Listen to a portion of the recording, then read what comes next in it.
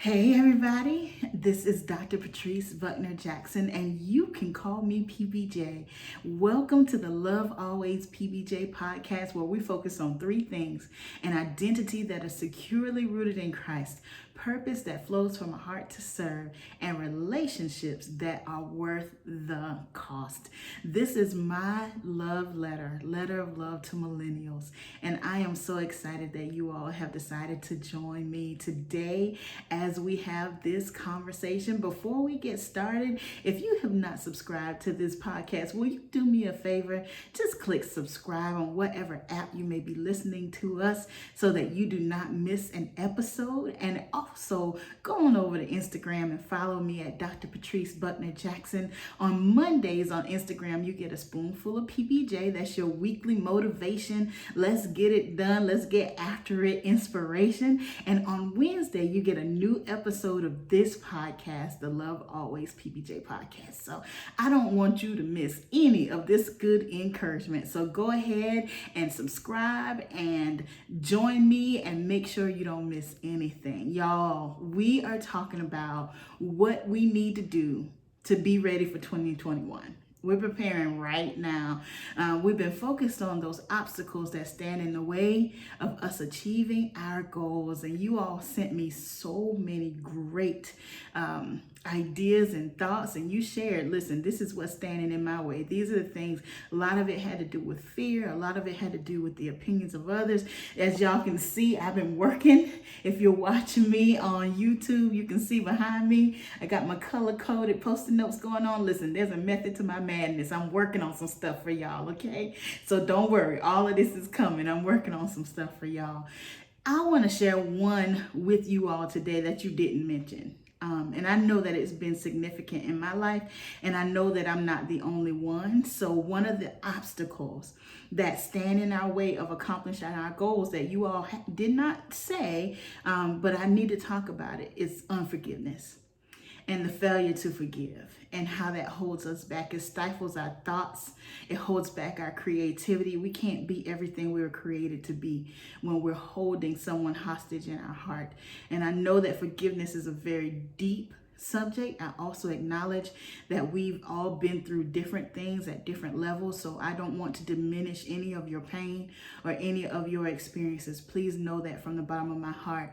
My purpose today is to share with you my path towards forgiveness in one specific relationship in my life and how it has freed me. And I hope that that will encourage you to pursue forgiveness in whatever area you need to pursue it in your own life, because it becomes a barrier. It becomes a ceiling. You can only go so far, and you can only reach so far when you've got the chains of unforgiveness on you. So I would encourage you to consider if this is an obstacle for you, and if it is, what you need to do to get past this obstacle. So I want to talk to you today about forgiving my father. This is significant because I'm not sure that I've said a whole lot of this out loud outside of my circle of influence. I'm not sure even my daddy has heard me say some of this. I'll make sure he hears it before it goes live. Love you, Daddy. But I believe that it's significant, and it's important for you all to hear this journey that we've been on. Since I started this podcast, I've been planning to bring my dad onto the podcast so that you all can meet him. He is a strategic leader. He's a powerful leader. He's also full of wisdom. And I told you that's where I go first in many instances when I have a challenge or when I have a problem. I go to my daddy. But I want you to know that it hasn't always been that way. My goal in my heart on this podcast is to tell you the whole truth and nothing but the truth. All of it, the good, the bad, and the ugly. And it's important for you, it's important to me that you all know that I am a self-proclaimed daddy's girl. I am. My dad is one of my best friends beside my husband, but it hasn't always been that way. And we have journeyed and we have traversed through some things to get to the point where we are right now. I'll give you the end of the story. I'll give you the good news. Most people who know us right now have no idea what we've been through. They don't know the path that we walked. They don't know what it's taken for us to get to this point. And that in itself to me is a miracle. Because I remember being a child and never thinking that it could be this good. and never thinking we would ever make it to this point. And I'm so grateful. I'm grateful to God. I'm grateful to my dad. I'm just grateful that we are where we are today. And I did not miss out on having him be a significant part of my life, because I would have missed out if I had not opened my heart to him. So I'm starting at the end of the story. All is well and beautiful, but it took some time and it took a path to get to all is well and beautiful. So I just want to share a little bit of that path with you all today. Again, my full purpose is to encourage you. If there is anybody in your life that you need to forgive, that you need to release, that you need to connect with, it might be worth it. It might just be worth it. And again, you determine that. You know what you've been through, not diminishing your pain, just sharing my own story. So I'll start by giving the background as best I know it. So again, I only know bits and pieces of what a child overheard as far as, why my parents didn't end up together. They were children, basically. They were teenagers. And I think that in itself is probably enough to say they were teenagers. My mom and my dad were in high school when I came along, and that didn't work out, and they went their separate ways, and my mom married and my dad married, and my stepfather adopted me, and he gave me his last name, and I'll always be grateful. I'll always be grateful to him for caring for me and taking me in as a Buckner. He named me a Buckner, my maiden name, but I'll be honest and let you all know that I didn't always feel like a Buckner. There were many times that I felt like I didn't belong anywhere, I wasn't a true blood Buckner, even though nobody said it. I knew it and I felt it in every interaction other than within my household with my mom, my stepdad, and my brother and my sister. Outside of that house, anytime we were with my stepdad's part of the family, I always felt like an outsider. And the same on my biological dad's side. In my grandmother's house, his mother, my grandma Ozella, she was determined that I was going to be connected to that side of my family, to the point where she made sure we spent time together almost every weekend of my childhood, literally almost every weekend of my childhood. She was passionate in making sure that I knew who I was and where I came from, and I loved her. I love her to this day. I always will, and I know she loved me. But outside of her, I felt like an outsider on that side as well. I just didn't know where I fit, because I just didn't have a fit. That's what it felt like I didn't have a fit. I also had very deep anger towards my dad. Again, as a child, I didn't know what happened. I didn't know why I did not have him. I didn't know why we weren't a nuclear family. I didn't know what happened. It didn't matter. All that I could see was that he was not in my life. I didn't feel like I had access to him. And I felt like an outsider, and I felt abandoned. I did. I remember my grandmother, again, spent every weekend with her, and she religiously introduced me. Well, y'all know who this is. This is, my dad's name's oldest daughter. And she made sure that everybody knew who I was, and she would quickly follow that up with, can't you see it? Look at her nose. Can't you see it? This nose runs in our family. This nose runs in the blood. I can look at pictures of ancestors and other people, and they got this nose. It's a strong nose, y'all. It runs in our family. And the more she said it, the more I hated my nose as a child. I couldn't stand it. I was embarrassed by it. I couldn't look in a mirror without seeing it. I just felt like it made me the ugliest thing ever. And I never said that out loud. Who was I gonna say it to? I never said it out loud, but I know now that it wasn't even about my nose, because I hadn't thought that thought in years. It wasn't even about my nose, but that was the one visible connection that I had with my dad. So that's what I connected to, and that's where I put the hate, and that's where I put that anger a lot of times on myself. That's just how I felt. That's just how I felt based on the circumstances. My dad was in the Army. He always lived far away, so he didn't really have the opportunity to spend a lot of time with me when I was growing up. I didn't see it that way then. I understand that now. And even when he came home, when he would come home to his mom's house, I remember that grandma was very intentional asking my mom, can she please come? And, my mom let me, but it just always felt uncomfortable. It just felt weird, just felt like I didn't fit. It just felt forced. It just didn't feel good. But he tried. I remember looking back now and recognizing that he was trying, but as a child, I didn't receive it that way. It was just painful. And I didn't understand why I wasn't a part of his life. I saw it as his children, my sisters and my brother on his side had him. And had a wonderful, beautiful, perfect life. And I did not have him, and that I wasn't worth that. Again, that was my perception.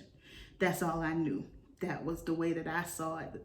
I know now that that's not the complete story. That's not how it went. That's not how it goes. But as a child, that's all I could see. That's all I could see. So it was very painful. It was very painful for me. I remember thinking, even as a little girl, I remember thinking, about wedding days and how mine was just going to be terrible no matter how you slice it. I thought either he wasn't going to be there and that was going to be painful, or he was going to be there and there was going to be a big fight and that was going to be traumatic. So I remember grieving as a teenager. I remember grieving the thought of a wedding day. As much as I was family oriented and desired that, I remember grieving the thought of it because I couldn't imagine how it could be happy. I couldn't imagine how it could go well when you think about a father walking a daughter down the aisle. I had my stepfather, but having my stepfather, as good of a man as he is, he never replaced the hole in my heart for the man whose blood runs through my veins. He never replaced, he never filled that place that I had created in my heart for my dad. And it was very, very painful. And a lot of that pain I carried in silence because I didn't think I was allowed to talk about it. And I didn't think anybody wanted to hear it. I knew that my mom had her own pain from whatever happened. She moved on. My mom was phenomenal. I talk about her all the time. But I didn't think that I had a place to talk about it. I remember one time grandma, she asked me something to the nature of, how does it feel? You got your dad, you got me, you got your mom, you got your stepdad. Like, how do you deal with it? How do you feel? And it was kind of a leading question. She said, does it hurt or do you feel like you have the best of both worlds? And I lied to her because I love my grandmother and I didn't want to hurt her. So I just told her, I said, I feel like I got the best of both worlds, Grandma. I'm good. All is well. And she never asked me again, and I didn't want her to ask me again. I just wanted her to be okay because I saw that she did everything that she could to make sure I was okay. So I wanted her to know that I was okay. So that's how I grew up. That's the feeling that I had. It's just anger and hurt and pain and abandonment. I remember trying to perform to see if I could earn love. Again, I'm looking back at it now with different perspective, but I didn't know why I was doing those things then. I always tried to get on a roll, and I always tried to be in the beta club and all the things. I still have that performance on me, honestly. I know what it is and where it comes from now, but it's still a part of my life. So I constantly tried to perform in hopes that, I could garner his love. I remember one time he came home to visit. He was at grandma's house and I was there. I could have been older than 6 or 7. And I remember running laps around the house. They were all sitting on the porch and I was just running. And I felt like, well, if he thinks I'm athletic, then he'll love me, so I'm just going to run. The child's mind, that's what I did. I remember once when I was older, my mom allowed me to ride a bus to visit them. And then we all drove back for Thanksgiving to my grandma's house, and we were in the car driving, and a Whitney Houston song came on, and I thought, oh man, if he knew I could sing, then that would really impress him. Like, I needed to make sure he knows I can sing. So I started belting out Whitney Houston, just singing it. And my dad, he said, Treese, who sings this song? And I said, Whitney Houston. He said, let her sing it. And the whole car erupted in laughter. I guess it was one of their family jokes. It didn't feel like a joke to me. Didn't feel like a joke to me that day. Again, perspective. That's where I was living from, and that's where I was when things turned. Well, I'll share one more memory, and then I'll tell you when things turned. So one more memory from my childhood is I was a cheerleader all through middle school, high school. I loved cheerleading. And my dad knew this, you know, at our conversations or our phone calls, whenever we would have one, cheerleading was one of the things he asked an update about because he knew I loved cheerleading.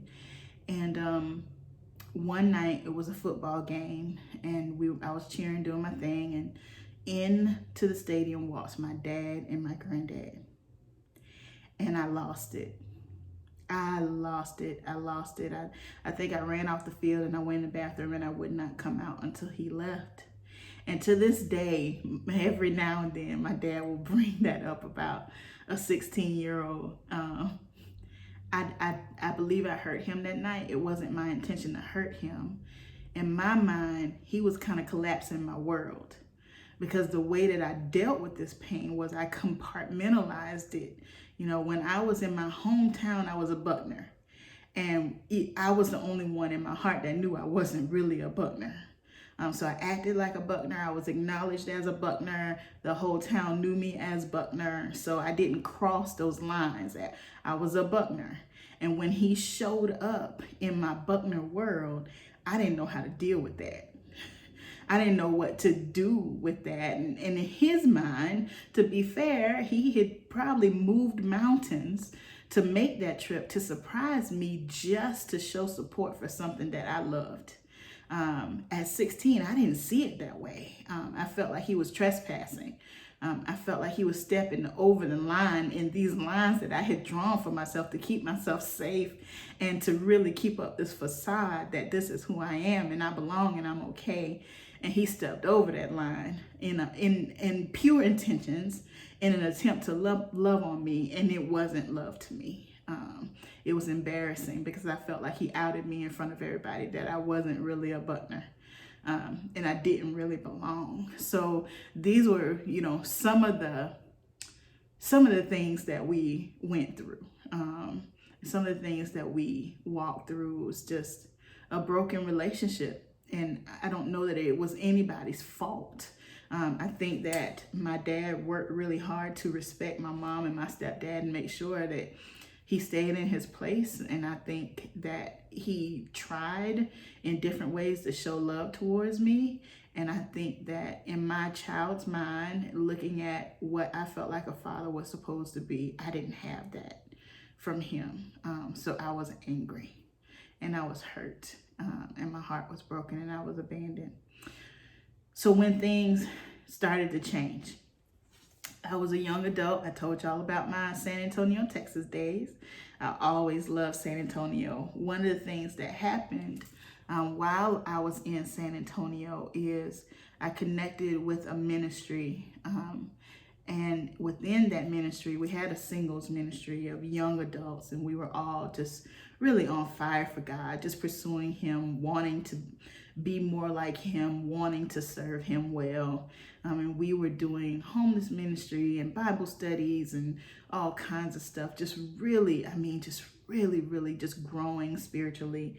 And one of the first things that I remember God laying on my heart was, you need to share your faith with your dad.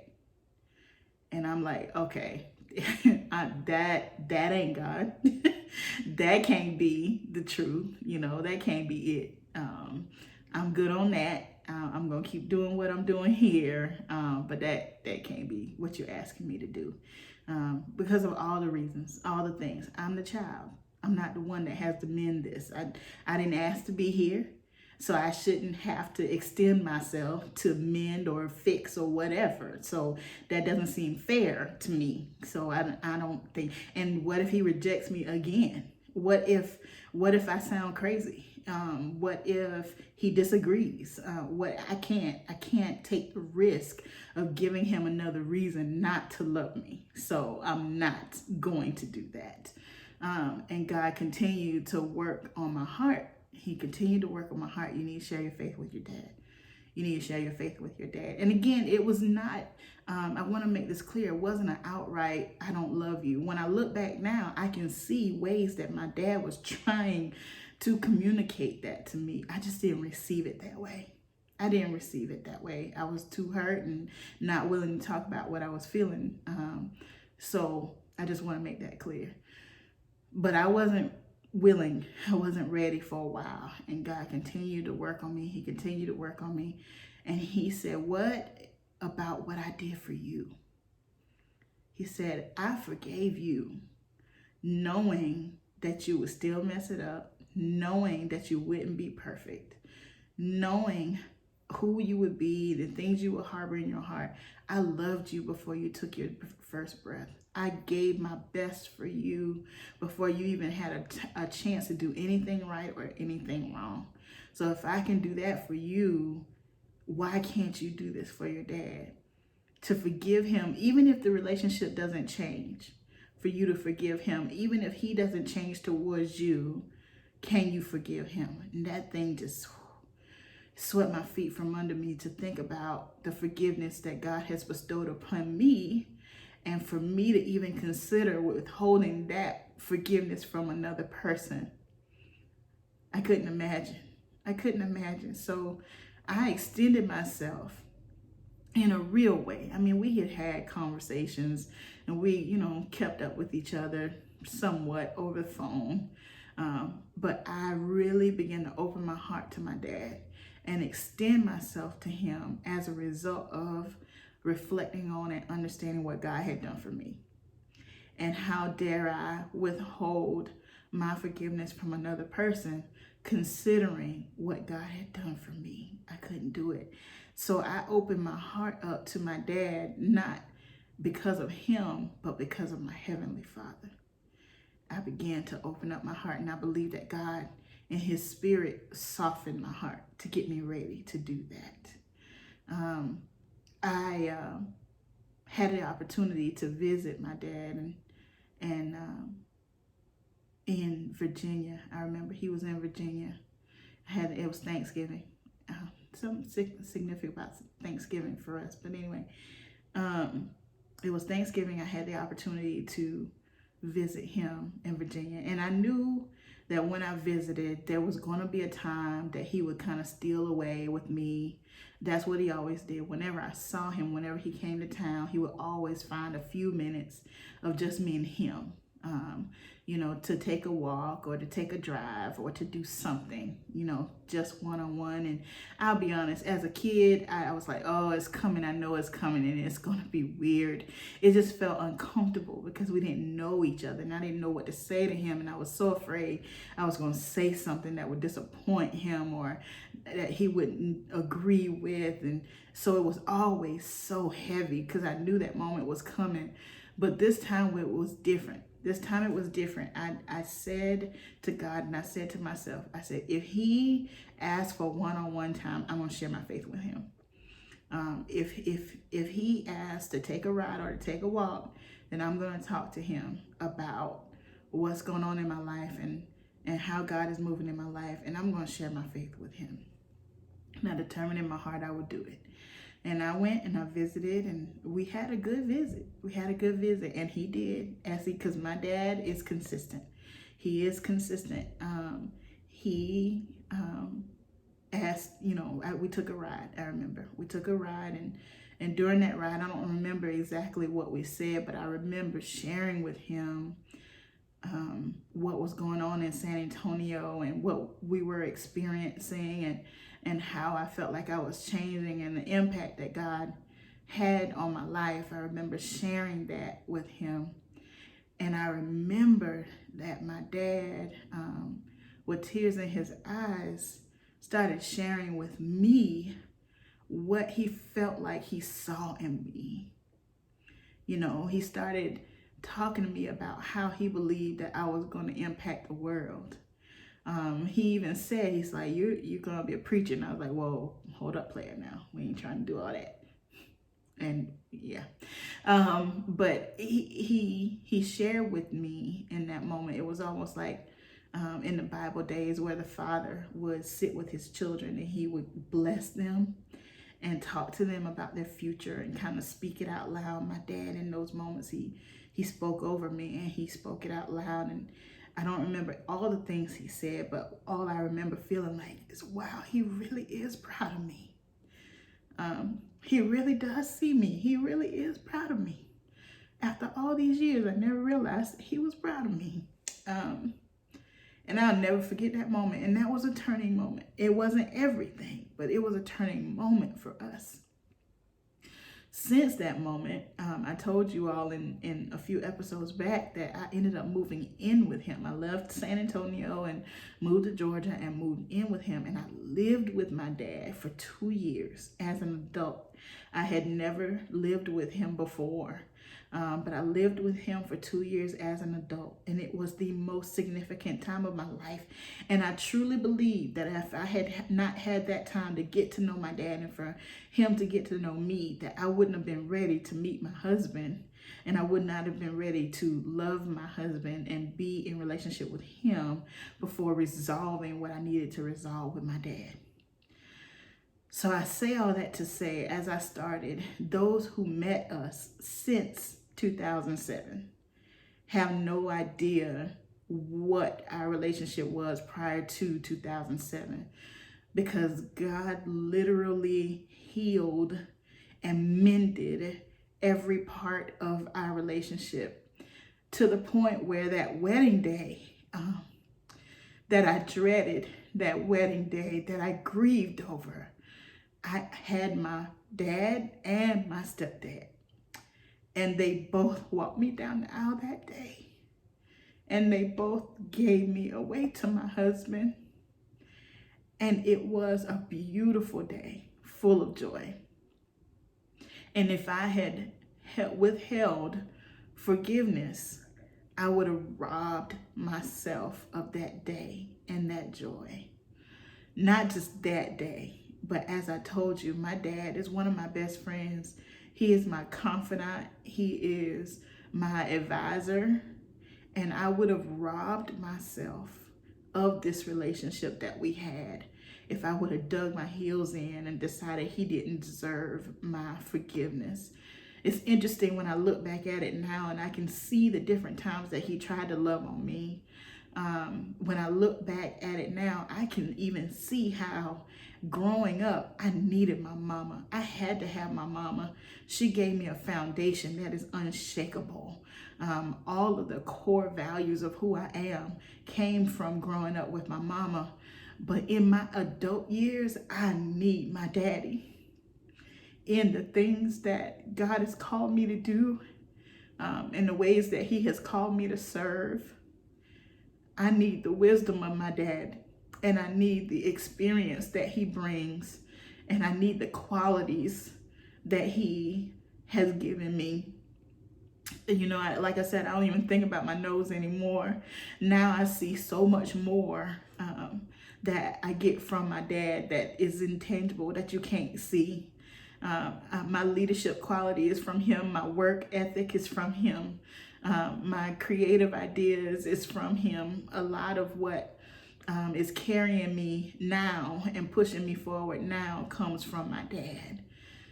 So I say all that to say, if there is somebody in your life that you need to forgive, that you've been hurt, that you feel abandoned, that you feel hasn't loved you the way that they should, I would encourage you to explore that, explore it in prayer, explore it in counseling, explore it however you need to explore it, because I am a witness that extending forgiveness has opened the door and the window to tremendous blessing that I would have missed out on if I had not gone the route of forgiveness.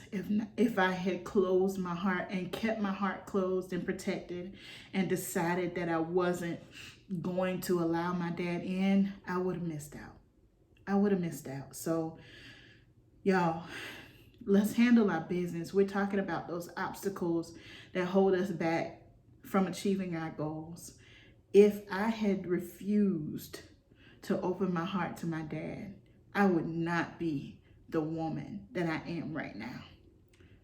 So explore forgiveness. Find a way to open your heart. Find a way to be released. Find a way to drop the weight.